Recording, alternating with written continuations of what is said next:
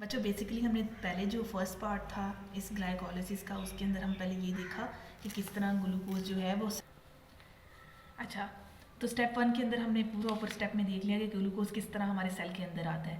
फिर step one में हमने देखा कि ग्लूकोज को अगर ग्लूकोज 6 फॉस्फेट में कन्वर्ट करना है, क्योंकि फॉस्फेट हमें चाहिए तो वो हम एटीपी से लेते हैं। तो एटीपी किस में कन्वर्ट करवाना पड़ता है, एडीपी में। तो दो डिफरेंट एंजाइम्स यूज़ होते हैं। उसके लिए हमने पहले बात की कि हेक्सोकाइनेज और ग्लूकोकाइनेज। मैंने बताया कि हेक्सोकाइनेज सारे टिश्यूज़ में ये होता है जो एंजाइम है, और इसकी जो केएम वैल्यू है वो बहुत कम होती है। इसका मतलब ये है कि इसकी अफिनिटी बहुत ज़्यादा है। अफिनिटी का मतलब ये है कि उसको थोड़े से एंजाइम चाहिए होंगे अपने आप को सेचुरेट करने में, अपने आप को एक्टिवेट करने में, फिर वो अपना फंक्शन परफॉर्म करने लग जाएगा। लेकिन जो ग्लूकोकाइनेज होता है ना, वो बेसिकली जो has a glucose sensor use काम करता है बेसिकली बॉडी के अंदर।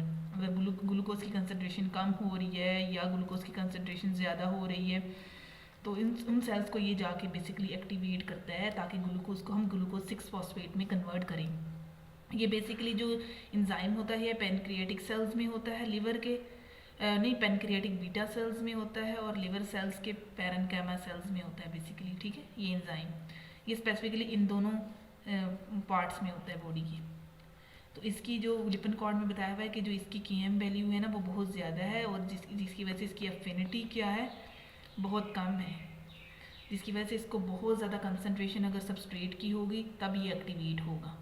तो इसका मतलब हमें ये पता चला कि अगर हमने ग्लूकोज को ग्लूकोज 6 फॉस्फेट में कन्वर्ट करना है तो हेक्सोकाइनेज या ग्लूकोकाइनेज यूज़ होते हैं।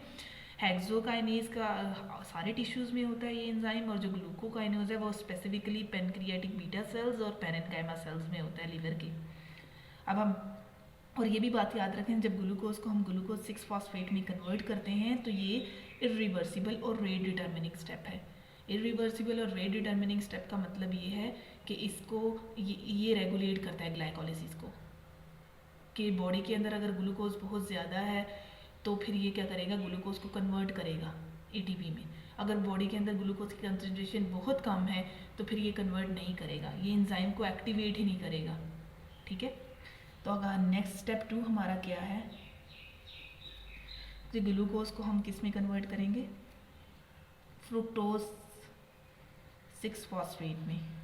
और इसके अंदर जो बेसिक एंजाइम यूज़ होता है वो ग्लूको फॉस्फो आइसोमरेज, ठीक है, यूज़ होता है, जिसके थ्रू हम बेसिकली कन्वर्ट करते हैं ग्लूकोज 6 फॉस्फेट को फ्रुक्टोज 6 फॉस्फेट के थ्रू हमने किस तरह कन्वर्ट किया कि ग्लूकोज फॉस्फेट आइसोमरेज के थ्रू हमने कन्वर्ट कर दिया बॉडी की।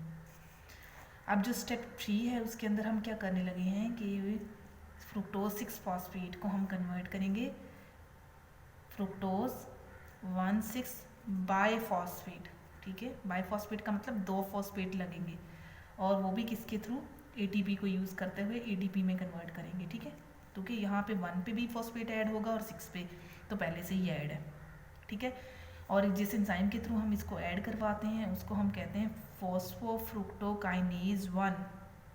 ठीक है, इसका क्या बॉडी के अंदर रोल है वो बहुत इंपॉर्टेंट है। ये जो स्टेप 1 है और जो स्टेप 3 है, ये दोनों बॉडी के अंदर जो है वो इरिवर्सिबल रेट डिटर्मिनिंग स्टेप हैं, जो ग्लाइकोलिसिस के पूरे पाथवे को रेगुलेट करते हैं। ठीक है, जो पायरोवेट फॉस्फोफ्रुक्टोकाइनेज 1 है वो किस तरह रेगुलेट होता है बॉडी के अंदर, वो मैं बताती हूँ आपको। सबसे पहले कि अगर एटीपी की प्रोडक्शन बहुत ज़्यादा हो रही है या एनएडीएच बहुत ज़्यादा प्रोड्यूस हो रहा है, तो फिर ये लोग कहेंगे कि पहले ही हमारे पास क्वांटिटी बॉडी के पास इतनी ज़्यादा है एटीपी की और एनएडीएच की, तो हमें ये स्टेप करवाने की ज़रूरत नहीं है।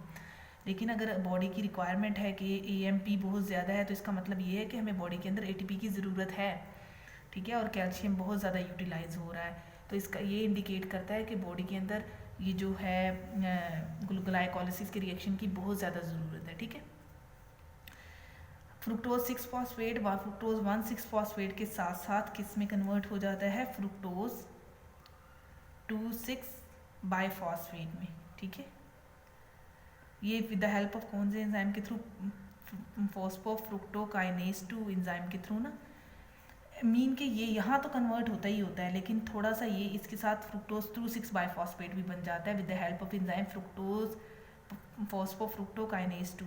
ठीक है, ये ऑल्टरनेटली रेगुलेट करता है बॉडी के अंदर इस एंजाइम को। ये जो हमारा एंजाइम बना है ये ऑल्टरनेटली एक्टिवेट करता है इस एंजाइम को। ये कन्वर्ट हो गया। फिर उसके बाद हमने बात अब करनी है स्टेप 4 की। स्टेप 4 में बच्चों बेसिकली क्या होता है कि जो फ्रुक्टोज 1,6 बाइफॉस्फेट है वो दो में कन्वर्ट हो जाता है, दो मॉलिक्यूल्स में। एक तो डाईहाइड्रोक्सी पायरोफॉस्फेट और एक glyceraldehyde 3 phosphate with the help of enzyme एनोलेज।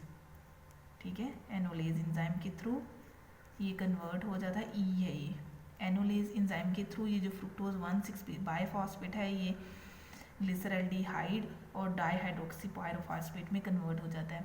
ये जो ग्लिसरल्डिहाइड 3 फॉस्फेट है ये भी 3 मॉलिक्यूल का है कंपाउंड और ये भी 3 मॉलिक्यूल का कंपाउंड है। तो ये बेसिकली जो बॉडी के अंदर जो बेसिक एंजाइम्स होते हैं जो स्पेसिफिक प्रेजेंट होते हैं वो ग्लिसरल्डिहाइड 3 फॉस्फेट के होते हैं। तो इसलिए ये इरिवर्सिबल है कि ये क्या करता है कि अपना मॉलिक्यूल को कन्वर्ट कर लेता है ग्लिसरल्डिहाइड 3 फॉस्फेट में with the help of enzyme tripyrophosphate के थ्रू।